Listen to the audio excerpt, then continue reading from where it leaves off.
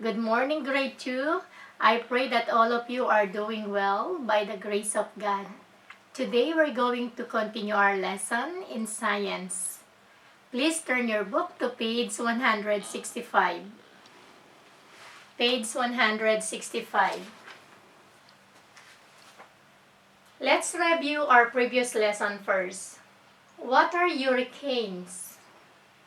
Hurricanes are windstorms that begin over the ocean. Hurricanes bring heavy rains and strong winds. Hurricane comes from the Taino or Taino Native American word meaning evil spirit of the wind. Okay, so now let's continue our lesson.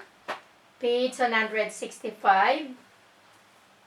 Okay, these are other storms, tornadoes and thunderstorms.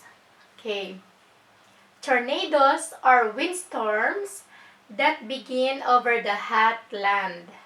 A tornado is a funnel of spinning air, and tornadoes are especially dangerous if the funnel cloud touches the ground. When this happens, we say the tornado has touched down. I will repeat. When this happens, we say the tornado has touched down. Okay? Next, thunderstorms. Thunderstorms are very common. They bring heavy rain, thunder, and lightning. Lightning happens when there is too much static electricity in the clouds.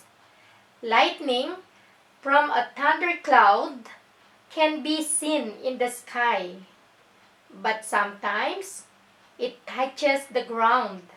When lightning touches the ground, it can be dangerous. Okay?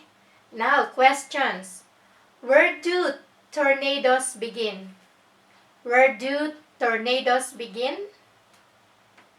The answer is over hot land. Over hot land. Another question. What kind of storm brings lightning?